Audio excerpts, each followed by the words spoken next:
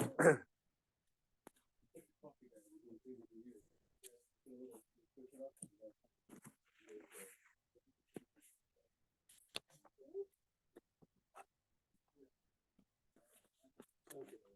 going to change my syllabus to make it easier to hear. Yeah, I'm going to make it easier to hear. A little more in the middle. A little more centralized.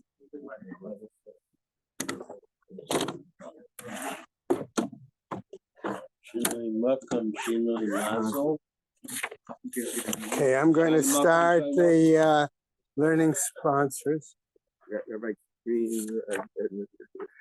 I see this is the G section over here. Yeah.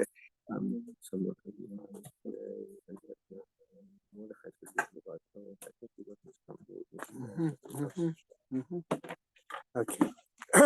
Year of Learning, Friends of Melaskotsky, Moshe Zelig, Ben Mordechai, Martin Lippman, and family. Excuse me, in memory of his wife, Malka Chana Bat Pinchas, Friends of Herb Jeremiah, Tzvi Ben Zev, Friends of Sam Coleman, Shmuel Ben Yaakov, Friends of Gideon Lazinski, Mordechai Shlomo Ben Meir, Bella and David Adler, in memory of her father, Eliyahu Ben Yosef Kohen. Those who were inspired by our Rebbitzin Emerita, Sheila Shapiro, Sarah Esther Malka Bat Meshulam Yisachar, Gail and Leslie Kaplan, in memory of their parents, Mushka Sprinza Bat Yosef Chaim Vechava, Hanan Ben Moshe Eliezer Vechana, Pesha Bat Shmuel Yitzchak Halevi B'Tzipora, Yisra Ben Yoel Moshe HaKohen Vechana, Rexford Friends of Gladys Sherman, Gutta Bat Meir, Michael Klein and Friends of Judah Klein, Yehuda Tzvi Ben Chaim, Marsha Brana, excuse me, in memory of her husband, Rav Yerachmiel Ben Shmuel, A Month of Learning by Ruvain and Susan Podolsky, in memory of his father, Tzvi Ben Pinchas, Charlie Gelfenstein, in memory of his mother, Dacia Gilbad Meir Halevi, and Charlie Gelfenstein again, in memory of his father, Meir Ben Yaakov. A Week of Learning by Susan Fruchter Kramer, in memory of her late husband, Rav Shmuel Aaron Ben Ephraim Fischel, Marsha Federbush, in memory of her father, Menachem Mendel Ben Shlomo. And there are no individual days of learning for today. May Shem is Heaven Aliyah, Crank, Rafia, Velti, Shira Shem Atliya, Kol B'nai Israel, Good Gaben Shtiar. Okay, just a quick reminder. If you really wonder why we do go through this learning sponsors here, it's because number one, it's the first shiur of the day. Okay, besides it being a very lucrative fundraising element for the show. Okay, second announcement is that just a quick reminder that if you do have questions or comments to make on the Gemara as Shimon gives the shiur, just please raise your hand rather than call out, and that way he'll recognize you and be able to allow you to raise your question and share your comments so that everybody can benefit. Thank you. So 2 points today to start. One, this we were just discussing. Somebody said yesterday, you fall asleep after you eat the children to try to get out on Shabbos afternoon. There was a guy, he was a religious guy his whole life, and then when he got older, he rejected the whole Torah. He became a non-believer. So they asked him. It makes it easier for people to hear. I'm going to try and move around a little bit for more people to hear. I'll try to talk a little louder. It's a centerist. Yeah. So now, If need be, we'll bring in a portable mic. Yeah, it's also possible, right? Right. So this fellow, they asked him what happened to him. He said he became an apikoros because of the Abarbanel. Because of the Abarbanel, what does that mean? So if you're familiar, the Abarbanel was a classic style of writing. A few people emulated it. What he does is the Abarbanel, let's see, when he explains the Chumash, instead of going pasuk 1, I explain like this, pasuk 2, I explain like this, he gives a list of questions. This is a question, that's a question. He'll ask like 20 questions, and then he'll go through the particular paragraph in the Chumash and say, I explain like this and that answers question number 3, that answers question 2 and 4, that answers question 5. So when you have to wade through a whole list of questions, and then he first begins to explain the Chumash. So this guy said, all of his life, he would come home from shul Shabbos morning. He worked hard all week. He sits down to eat his meal. He eats a good cholent. And he has to learn some Torah. So the second he finishes the cholent, but it makes him sleepy. But he picks up the Abarbanel. He reads through all the questions. This doesn't make sense. That doesn't make sense. The whole Chumash doesn't make sense. And then he falls asleep. No, next week he'd come back again, do the same, eat the chulun, read the Barbanel. This doesn't make sense. That doesn't make sense. This doesn't make sense. That doesn't make sense.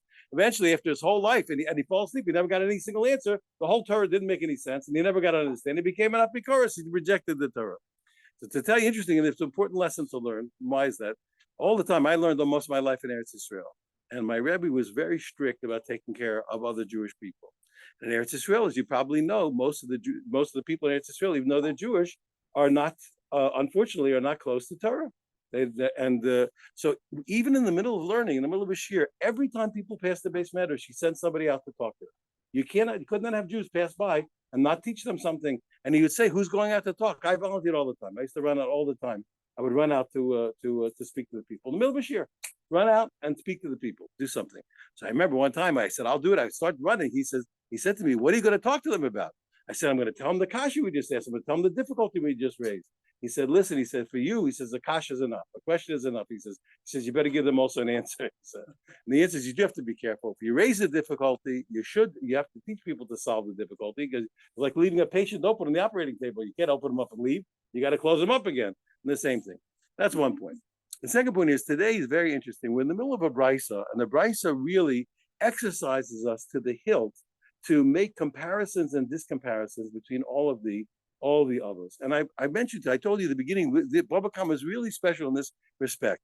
Baba Kama teaches us all the laws by way of analysis. Instead of giving us a list of laws, it puts them all to a context of analyses and categorizations. Remember, we had the categorization of Rav Oshia, the categorization of Chia. The same thing over here. We're doing it. Why? Because this is the way that the Gemara makes us expert in the laws, you understand, without having to memorize a phone book. I told you, only abnormal people can memorize data without a context.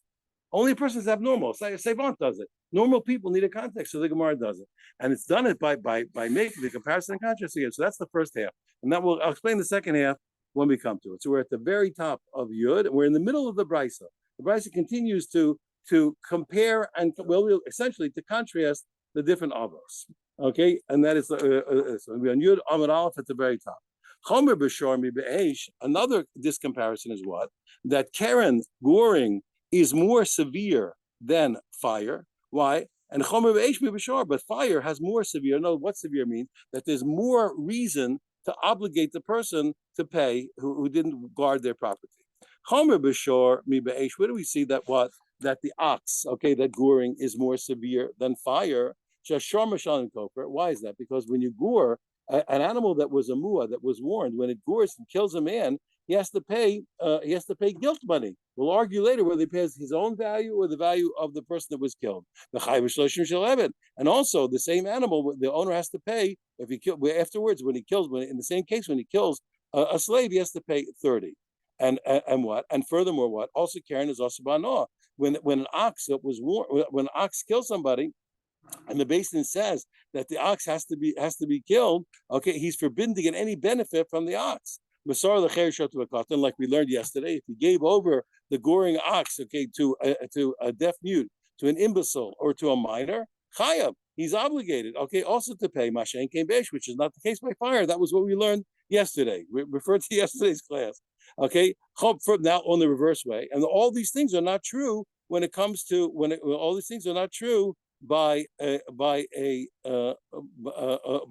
fire. Why is that? Because if a fire burns a man, the person lit a fire, and the fire went out and burned somebody up. The guy who did it is not obligated to pay guilt money. Okay, he doesn't have to pay it. Okay, and if it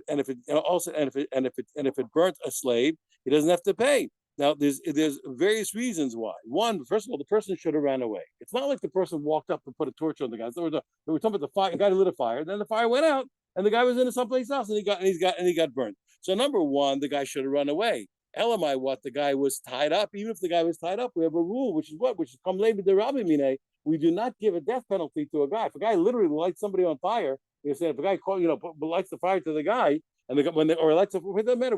But the guy lights the fire, and the guy's tied up. So it's like the person is killing him. But when you kill a person and you're obligated money, we don't kill you and make you pay the money. We have a rule that we only give the more severe punishment. So he only pays what? So therefore he doesn't pay the kofar. He doesn't have to pay the money, okay, or the 30 for the slave. Chomer be'esh mi b'shor. What's it? Okay, so that's not the case by fire.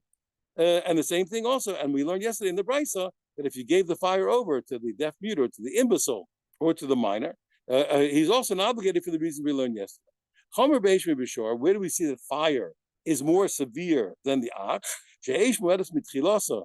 A fire, remember, pays full damages from the inception. We don't have a grace period of 3 times where he pays half damages. The second a person's fire damages, he pays full damages. Okay, which is not the case, and which is not the case by goring. You get half damages for the first 3 times. Mashen came b'shor, which is not the case by the ox by the goring. Chomer be'esh. We said, let's take a look also. Fire is more severe than bor. Why is that? Okay, the chomer be'bor be'esh, and the pit is more severe than the fire. Chomer be'bor be'esh. Why is it that the pit is more severe than the fire? We said also there's a unique quality by the bore, by the pit. The second you do it, it is in action. It is set to damage. It doesn't have to go any place. It doesn't have to make a decision. Okay, as well. Okay, it doesn't make any decision. It's ready. It's doing it. And similarly, if you give over the pit to be guarded by a deaf mute, an imbecile, or a minor, chayav. The person who gave it over is going to be obligated when it does damage. Mashen came eish, which is not the case by fire, as we learned yesterday. Chomer be'eish mi bor. Okay, all these. Okay, but we see what that fire is more severe than the pit. Eish hazik. Why is that? Because fire, you have to be worried about it. Why? Because it moves and it does damage. And also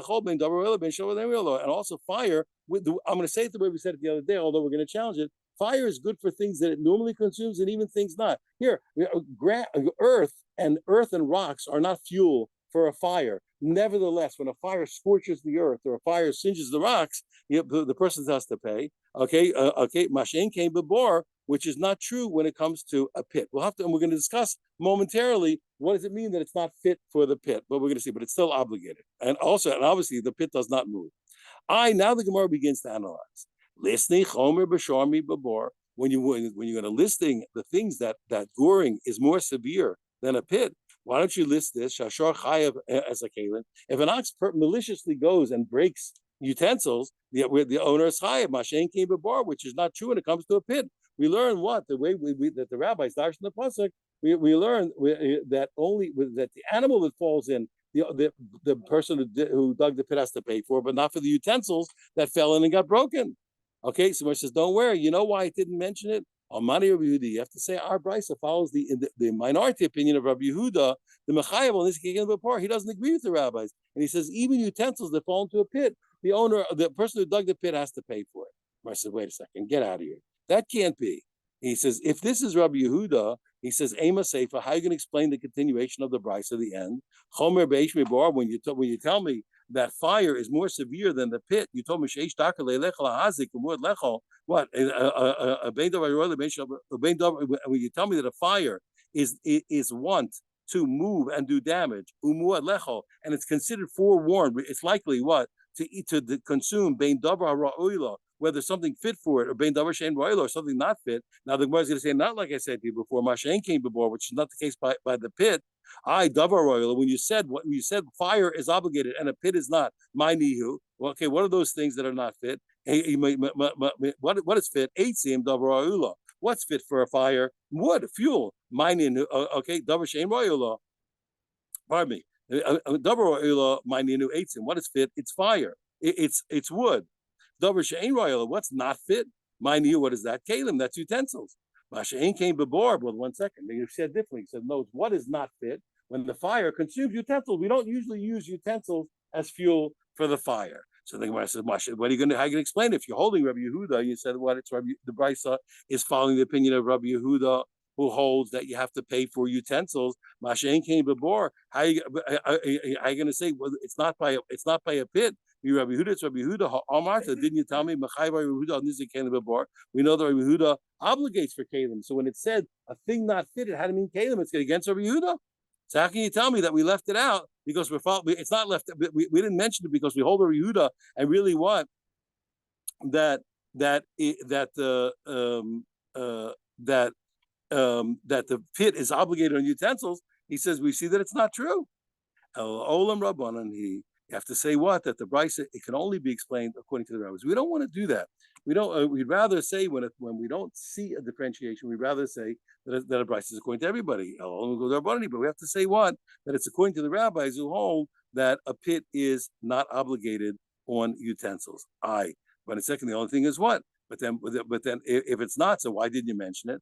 Now we're going to give an answer, ton of Bashir. Don't worry, but ton of Bashir, it was left out. Now I want to explain something. Remember, the Mishnayos are the guide for the transmission of the oral law. This is the book that was supposed to guarantee that the person passing on the oral law, which is a profound obligation, it's a very severe, a grave obligation. You have to do a good job.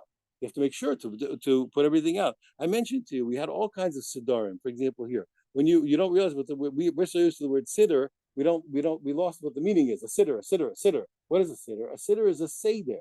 A siddur was a script. It was an organized way to make sure that people who didn't know how to daven could daven. And so it's really davening for dummies. You understand what's a siddur? You don't know how to daven. Here's a siddur. We have other things here. What's the seder on Pesach night? What's the seder on Pesach night? I'm serious. What do you think? What's the seder on Pesach night? Pesach night, you have a lot of mitzvahs to do. It's hard to remember everything, what you're supposed to do. So they made Pesach night for dummies. We made a seder Pesach. What's the seder shel Pesach? We made a script. You follow a script. The same thing here. If you're in the business here, to write a get according to the Torah, not so hard. Not so hard. To do a good job with a get from the Torah, not so hard.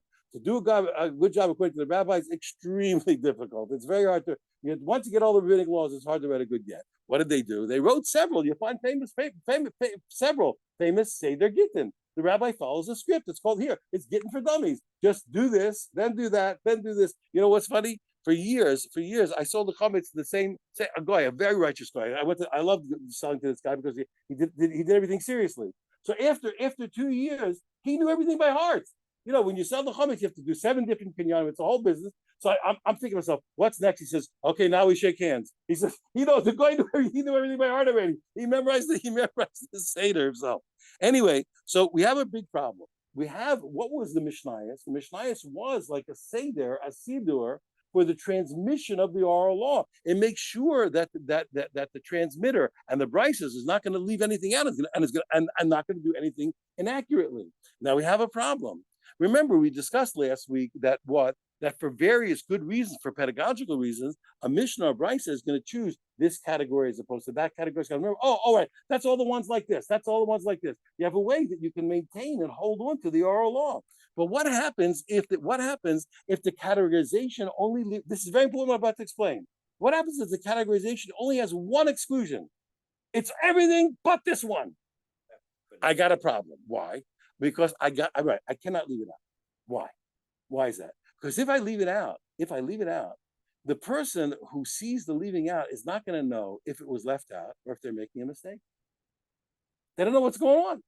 So what do? The Tana has a trick. If he's never going to leave out one. If he's going to leave out one, he's going to leave out two. If he leaves out two, I know that he left it out purpose. The signal, hey, I left it out purposely. Don't make a mistake. Don't worry. I have a reason. My categorization left out two. So we don't accept leaving out one. So now we got a problem. According to the rabbis, what the law of a pit not being obligated on kalim is left out. I got to find another one. My shear, the high shear. What else did it leave out? So it left this out. That's the way. See what's happening? It's so beautiful. If people don't understand how the oral law is written, they just there wouldn't be room in the base medrash. Guys like me couldn't get in. Only the geniuses would get in. I'm telling you, nobody would get in. If they knew what this was, you couldn't get a seat in the base medrash. And all my life I teach Torah, and every day I'm afraid because if people really realize what it is, I'm not going to get in there anymore. I'm afraid they're going to keep me out, but I do it anyway. Now, shear Torah. So my shear, the high shear. If they left something out, what else did he leave out? Shear Taman. He left out the other rule. There's a famous rule that fire. We learned from the Psukim that when you light a fire and it goes to another guy's field, you're only obligated for what damage that was visible, but anything that was hidden. If you have a grain pile and the fire burns it up, he's liable for the grain pile. But if there's something hidden in the grain pile that wasn't visible, he's not obligated. So they also left out that fire is not obligated on something that's hidden. So we answered the question. He said, but you know what? I could say the other way because we rejected. We said it's not according to me. No, the truth is, I really want to. I'd rather explain the brisa according to everybody. I also have a way to explain the brisa that it does follow Rabbi Yehuda, even though according to Rabbi Yehuda, a person is obligated on utensils in a pit.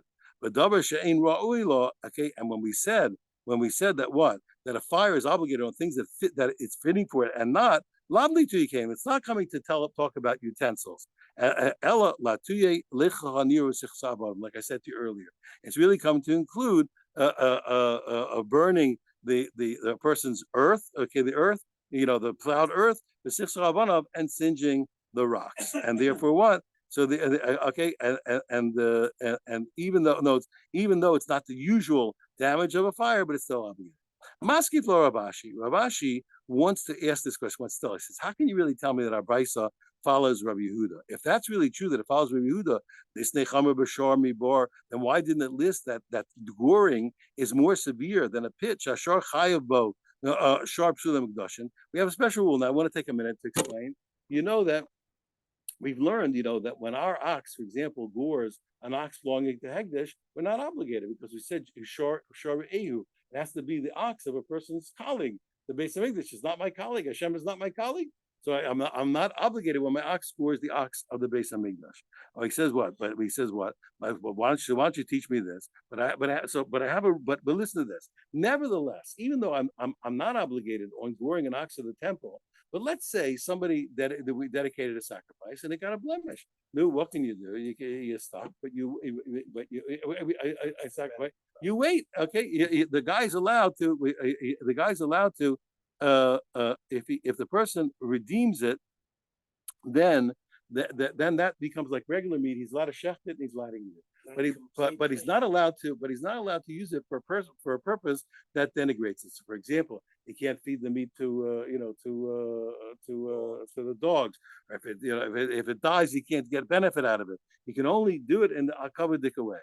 So therefore, what? So buy an ox, even though he can't use it completely, but if it gores a psuli mikdash, which is really, in one respect, is really the property of the individual, not of the base of mikdash. Okay, so he's obligated because he's able to get the benefit from the corpse. Masha'ain came bechar, which is not true when it comes to a pit. Why? Because the pit says that the corpse is going to be has to go to the person who dug the pit. And in this case, since he can't use it, he can't use the dead ox or anything. So therefore, he can't fulfill it, and therefore he's not obligated. So we saw a place where goring, which is obligated on damage to this redeemed sacrifice, and the pit is not. So why don't you say if that? Okay, now if you said the brisa is the rabbis, I did the shir nami hach. Since we left out two other things, okay, like we said before, they left out hidden damages by fire, and they left out utensils by the pit. So they also left out this point that goring an ox that was redeemed from the temple after it got a blemish is obligated by goring and not obligated by pit. But if the price is Rabbi Yehuda, okay, my shear, the high shear, we cannot find something that it left out, that it left this out. So the Gemara says, don't worry, I'll tell you a way that it did leave something out. Shear dash beniro. It do like this. Let's say the ox tramples. A guy made a newly plowed field, and the ox goes and maliciously tramples down again. It ruins the plowing, and the owner has to pay, which is not the case. A pit, there's no such thing. A pit's not going to go out and trample anything. The pit doesn't move.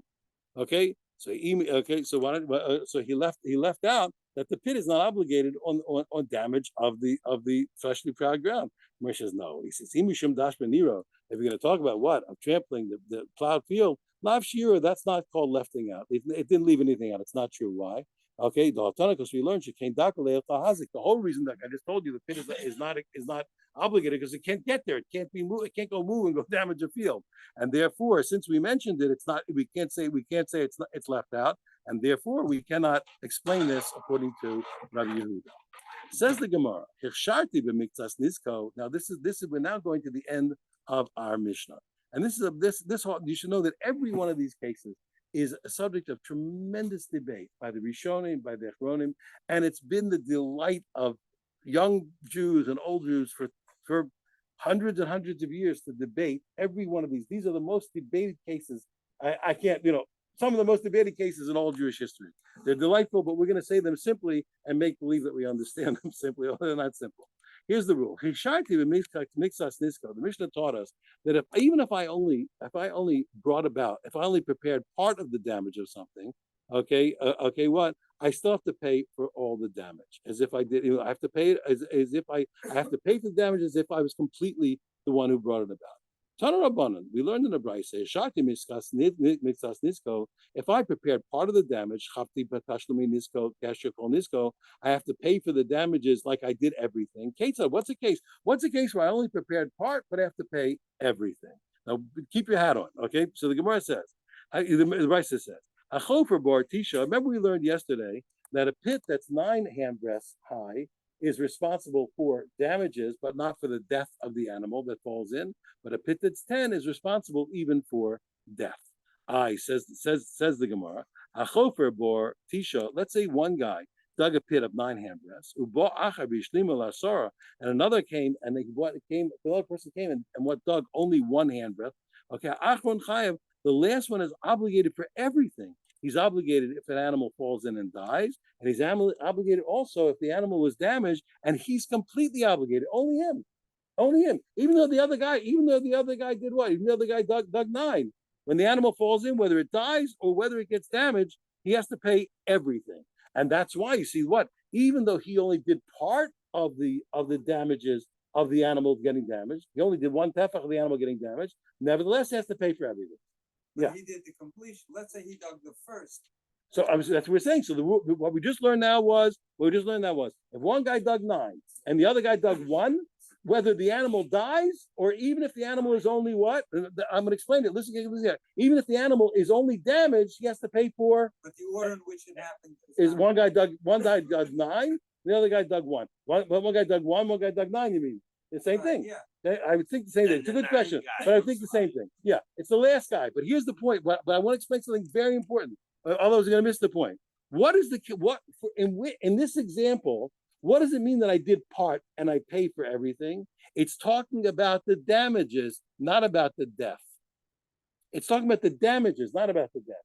He did part of the damages, but he has to pay for the whole damages. Why? He did the whole death. The other guy didn't do death at all. He did all the death. Now, watch this. And the Gemara says, "Utelo karebi." This is very important. And this brisa is against Rebbe. How do we know that? The Tanya, because we learned in a brisa.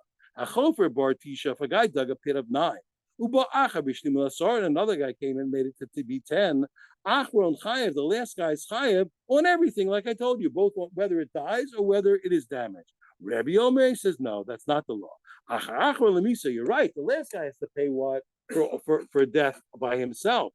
But for the damages, they both have to pay. They split it. Now, okay, that so we see clearly that Rebbe disagrees with our Mishnah. Says Rav Papa. Rav Papa says no. He says don't worry. I can say that our Mishnah is even what? Even according to Rebbe. Why is that? He says Lemisa v'divrei hakol. Because what if I look at the death, everyone can say what? That he only prepared part of the death, only 1 out of 10. And so that agrees with everybody. That's what? That's Bein the Rebbe, Bein the Rabbanan. 1 second. So how did we explain it originally? The argument is like this. The first opinion held like what I told you, that for death, he did everything. The second opinion holds by death, he did part. And that's why the second opinion can say it's according to everybody, but the first opinion says it can't be according to everybody. Why? Because the only way to read that he did part was about damages and not about the death. Good. That means that the first guy that none gets off, not he pays nothing. Yes. In other words, if one guy, according to the opinion of the rabbis of our Mishnah, according to our Mishnah, if you say it's against Rav Papa, if you say it's against Rebbe, so then the guy who did 9 and one guy did 1 more, and the animal, whether the animal dies or even it gets damaged, the first guy pays nothing.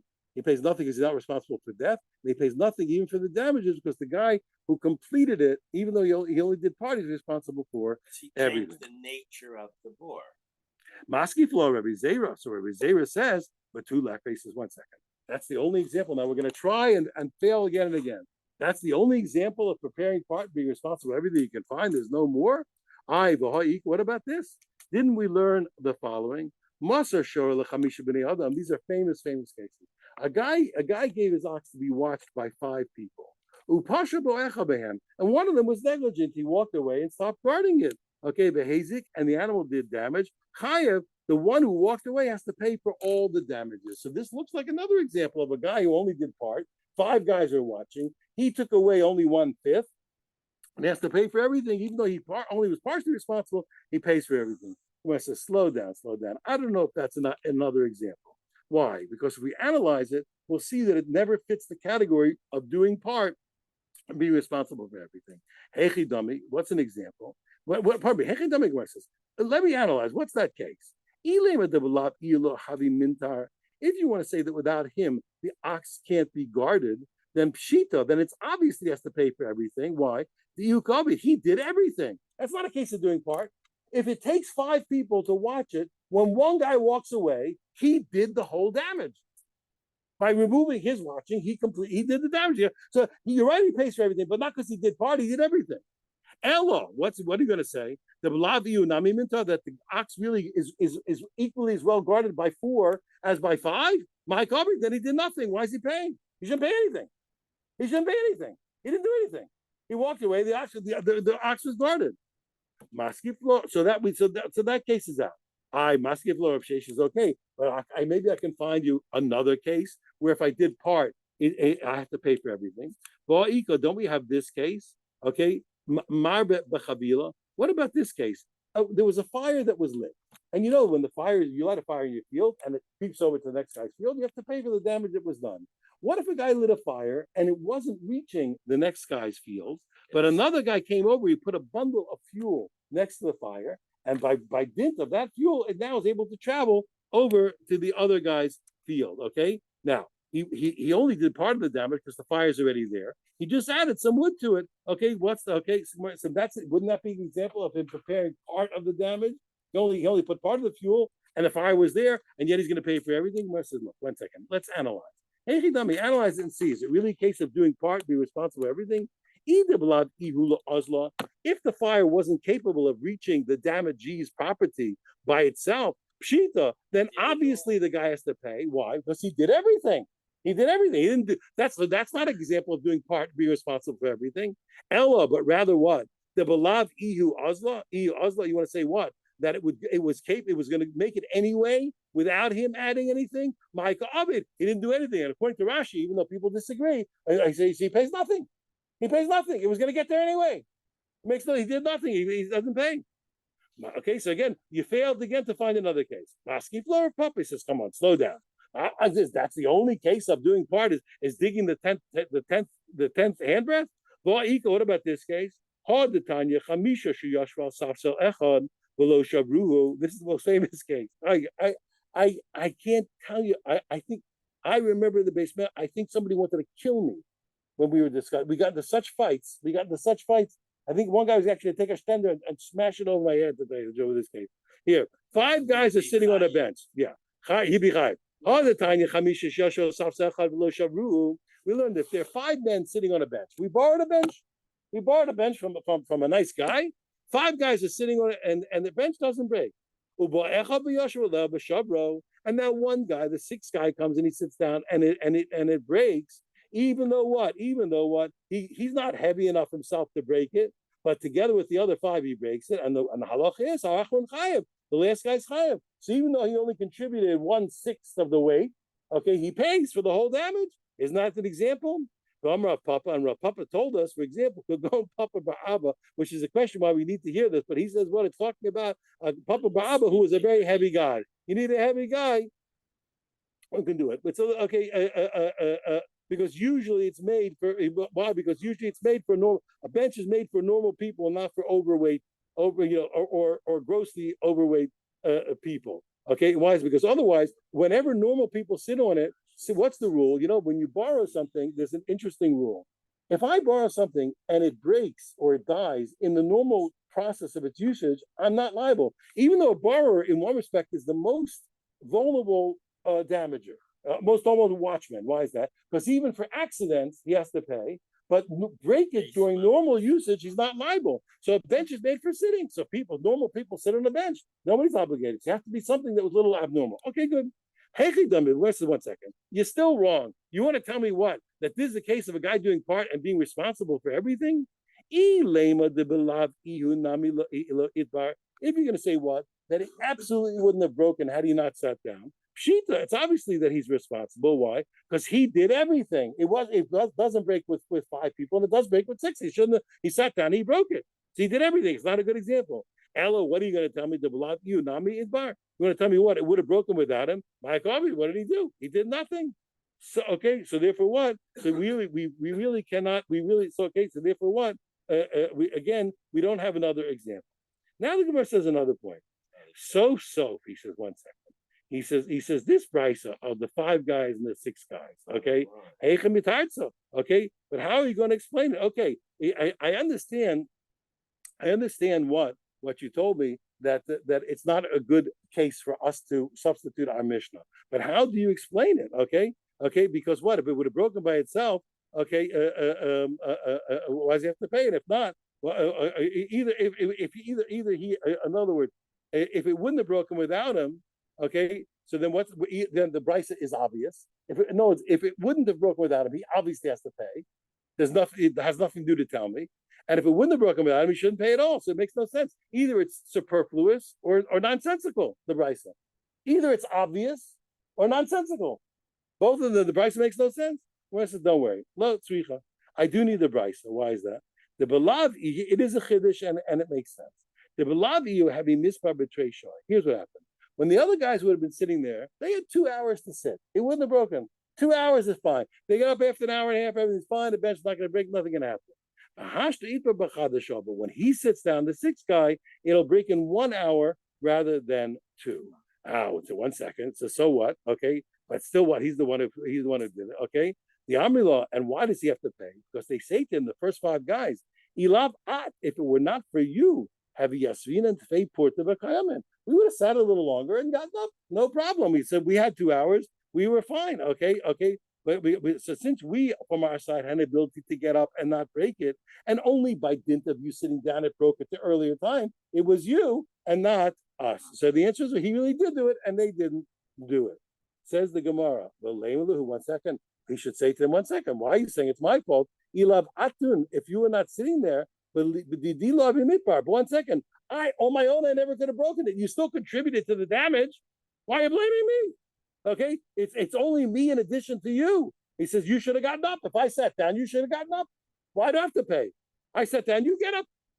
Who told you to sit here? So the answer is lo tzrich. I'll tell you why the case is why they still right to say it. The Bahadi, the Samech Tavar, he sat down and leaned on them, and they couldn't get up. You're right, they should have gotten up, but he not only did he sit down and break it, he sat down, he leaned on them that they couldn't get up. I said, what Pshita? So then the Bryce says again, the Bryce is utterly superfluous. If this guy held him down and broke it, it's obviously I don't need a Bryce to teach me that. Anybody would know that. You don't need it. He says, no, the Bryce is a chiddush. It's a novel case. Why? Since I would have thought, because even though we do hold in general that anything that comes by dint of a man's strength is the equivalent of himself. Okay, I might have thought that it's not true. That a man's strength is not his own body, and here since the damage is only he doesn't break it, he doesn't whack the bench. It's just by the strength of his body it breaks, and I would think that he's not high. That's the chiddush. You're right. The chiddush is not him vis-a-vis those guys at that point, but there's one is the fact that even though he only breaks it by his weight and he doesn't break it by an action, kamash rolon the koko to gufo dummy. It tells me that a man's strength, that anything by dint of his body, is the same as if he did an action. Right? It's a big, and we really hold it everywhere. Any place where if he did an action, his body would break something. Kochanami, wherever it's the strength of his body, the same. Kochanami tavar, the strength also breaks it. We're still stuck. Come on, one more try. Come on. You have no other examples of a preparing part, be responsible for everything. Come on, let me try one more time. But Leka, there's no more. What about the Bryce that says? This is also these are the most famous argument cases. We learned in the Bryce at the time. He called Asar b'nei Adam. 10 guys beat one guy with 10 sticks. All simultaneously. Bein b'vasechos, whether they did it simultaneously. Bein b'zachazeh, or even if they beat him one at a time. One guy beats him, next guy beats him, next guy beats him. So the last guy, The last guy beat him alone, and the guy died. Umeis, the guy dies. Kulam B'Turim, they're all putter. Even though what? Even the second case, not only the case where they all beat him at once, where they all beat him once, we don't even know what happened. Even where the last guy clearly is the last hit, he still is not obligated. Why? Because we don't know who did what. Or because the first 9 guys turned the guy into essentially a person who's a ghost. He's about to die, and a person he's not going to be liable for killing the ghosts. For killing the guys already, his whole soul is, most of his soul is already gone. He's not going to be responsible for killing him. That's how they learn. Yehuda ben Beseir says no. He says no. He says you're responsible for killing even part of a guy, and even though there's not much left, since you were the final hammer blow, the guy's liable for death penalty. Why? So he's the one who finally brought close. He's the final instigator of his death, even though he took away only a portion of what was left of the guy. And now, so therefore, we see there's an example. Now you finally found it. Good point. You found an example that we want to say. So you see that even though, according to Rabbi Yehuda ben Beseira, that the last guy only did part, that's his chiddush from the pasuk, that even though they took away part, he's still responsible for the whole soul. Why isn't that an example? The Gemara says, you know what, good point, but the categorization of the Mishnah did not want to teach it. By definition, the category was meant to be understood as non-capital, not non-murder. We weren't talking about that kind of damage.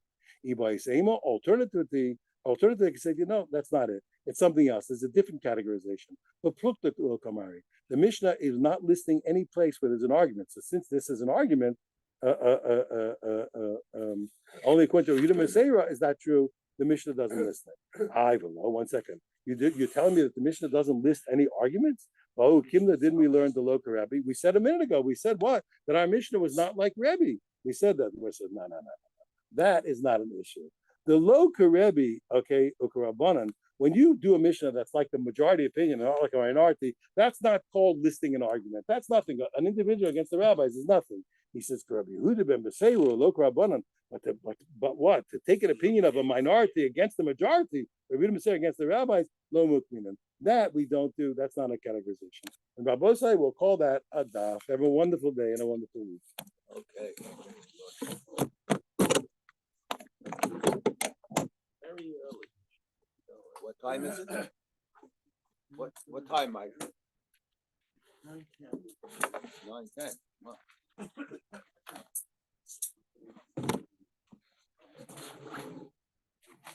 Because we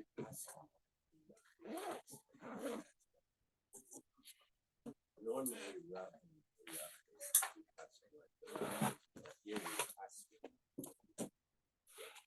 so it's not a normal price, and therefore you can't use it. Thank you very much. Thank you.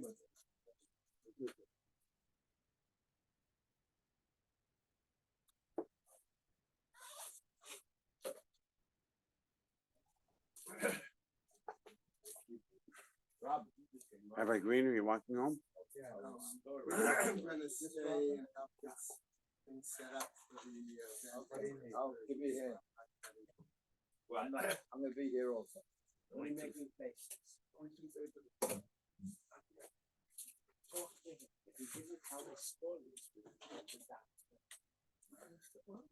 even with the talk to him, I'm willing to sit here something like that. And sometimes we go past 9 or no, we do it that way. That's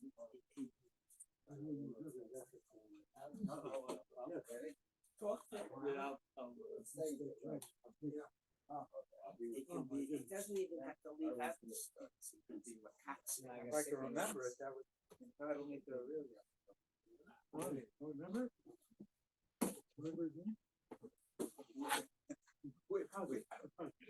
So Kenny, what's it like to be a backbencher? Well, I was able to. We were able to hear. Okay, I was, in Parliament, when guys lose their shadow government or their part being a minister in the government, and they wind up in the back, they call them backbenchers. So that's the reference I was making. That you went from being prime minister to a backbencher. All right. All right, no comments. What kind of doctor was it? GP? Excellent, excellent.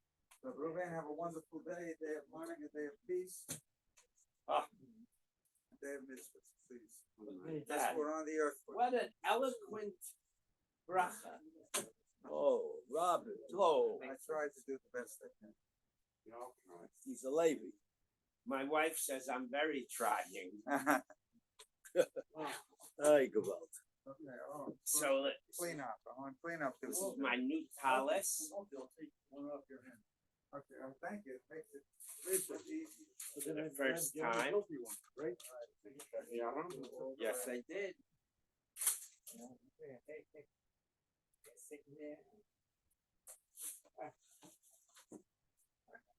And it stays on my shoulders better. That's because of the kind of material. Whatever, my grandchildren got me 2 new talisim for my 80th Where's birthday. Heshy Plotkin? No, I remember. That that she's away, he because said it. when I was in Eretz Israel, not this past summer, but a previous summer, I was in a store. Right, and somebody wanted a Exactly, they asked. for the non-slide. It's a different weave. Exactly, we told them that there's a difference in the weave, exactly. That's right. And that. It's the other one has less friction, so it doesn't stay up. No, it's a good idea. But this is now I gotta figure out how to transfer the silver from the Shabbos Talis Torah, because the satin is 35 years old. Isn't it a separate? Yes, but the satin is So discolored. go buy a new one. Over 35 years, the satin gets Yeah, no, I discolored. understand. Is it white or red? It's white. If it were black, it wouldn't be a problem. Okay, so I have the same thing white on mine. Takes very little. Years it does. So I'm gonna You call. should be able to have. I'm gonna call Kesser and see if they can change the satin. They should, first of all, they should be able to unsew. I understand. The sewing it is not an issue. It's changing the metal onto another satin. Would you let a guy do it? And who cares? It's just an attire. Okay, I just wanna make It's sure, you know. no. Tzitzis you need a year, but even the beged, the wool doesn't have to be a shame mitzvah. It's only the good. Right, but that's Michael's point, and you're right, that to simply remove the entire item is one. Yeah, but then she can put it on and take it off and put on. No. But the silver is so. Oh, you mean that any tailor could take it off? I don't know. I hear I'm not. Yeah, the good tailor. No. I'm not sure I would trust anybody. I'll call up Kesser and see if I send them the attire, if they could take it and put it on a new satin. And they'll probably charge more than if I just bought the whole new, because labor is probably worth more than silver. When you go to the bank, check around with guys there at BRS. You mean, they're a bunch of old men. Somebody had this issue before. You just heard 80. One of the Rebbeim. I hear you. But there's a company that makes the talasim. I'll call them. I mean, I'm sure I'm not the first person that needed an Torah refresh. All right, have a good day.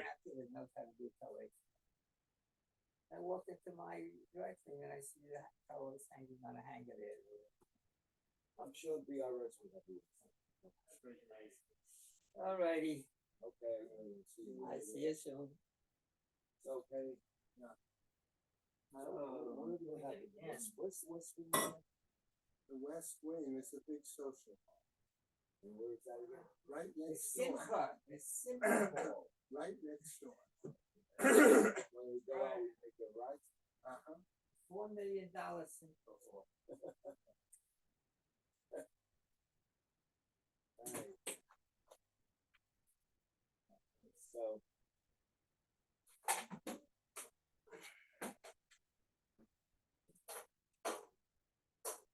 name?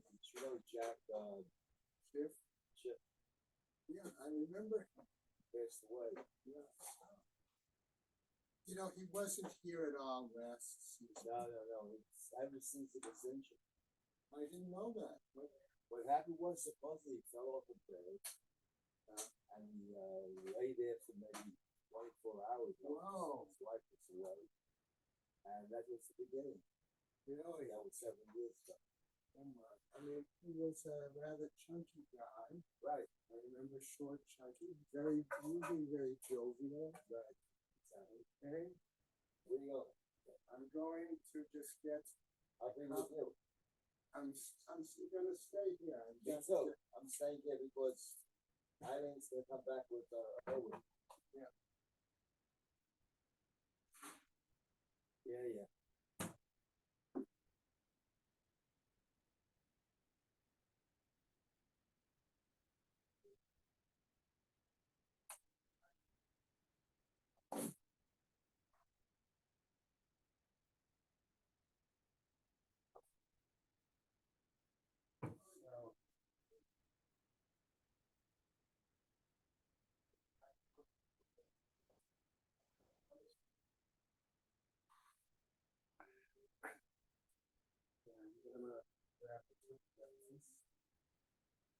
How did they serve you the breakfast afterwards? That'll be lunch. That's lunch already. I'm gonna work on my Mishnayos for later.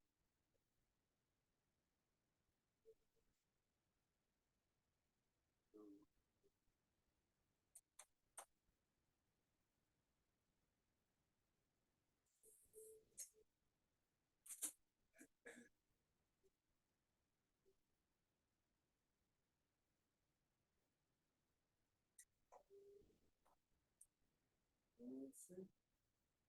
I'm going to check the suit. Bruce to set up the television.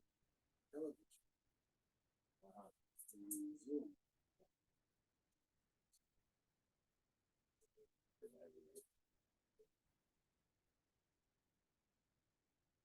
There are no reserved seats. There he is. I like it. Baruch Hashem, tonight I'm going to entertain the crowds. Oh yeah, you're gonna do a little Russian. Oh, yes. 27 seconds. Am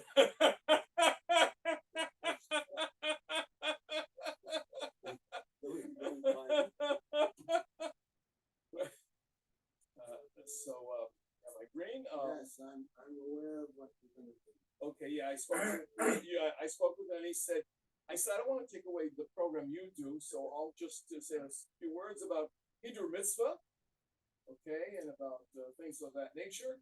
That was in the Gemara yesterday, right? How's that for a lucky guess? I'm going to talk about that. I'm going to talk about David HaMelech purchasing from Aravna, purchasing the Makom of the Beis HaMikdash. Purchasing he did Abraham, for summer. That's right. I'm going to talk about that. And then I'm going to talk about buying some real estate from me so I can make a little extra money. Yeah. Especially since what's his name? He made the vice president. The governor of the Oh yeah, he's good. I like living in Florida. Yeah. Oh, I. Florida happens to have a good number now. I mean, all over America they're doing one another. Well, he's really pro-Israel. That's good news. He wants to expel any student who becomes a pro-Hamas, which is great. I hope he wins. Wonderful. It's a crazy world what's going on. Right. It's a big issue. I have no doubt about it. Got an email from Israel.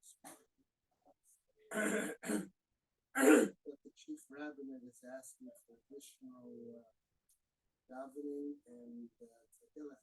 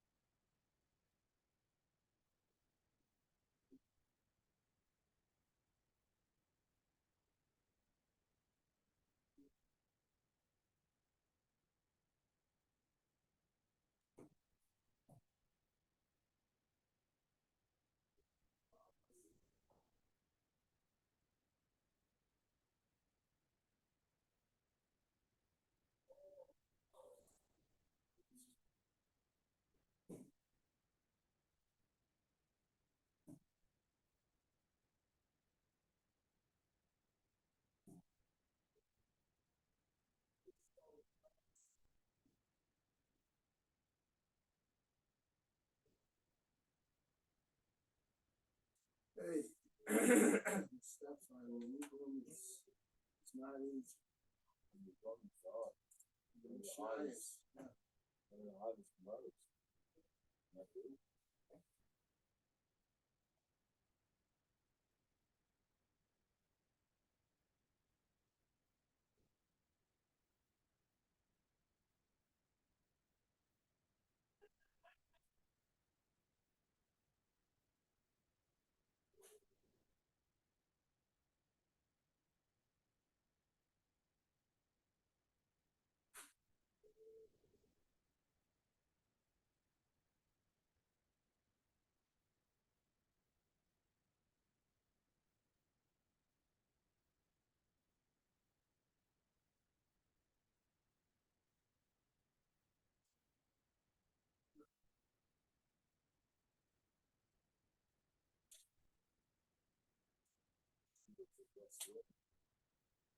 Sounds like it, sounded to me like Bruce might be in there working on, moving chairs or things.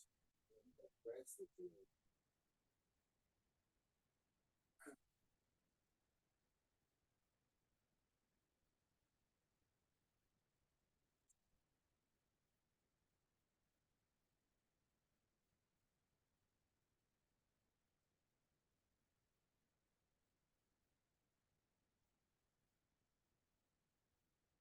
She's supposed to be very good. She is. We've had her before. Speak. Yeah. One guy is funny. It's I can't go. It's a woman speak. That's all I have to say.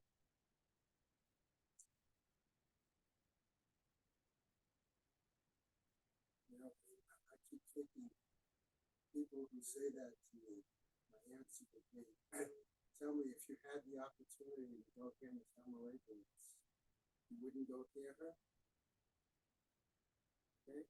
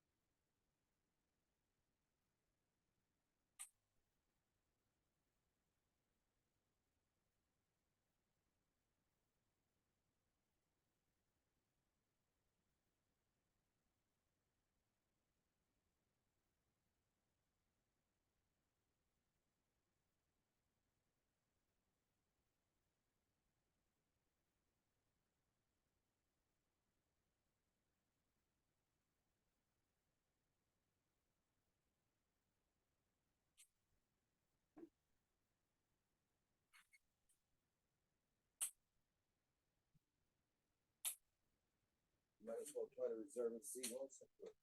Yeah.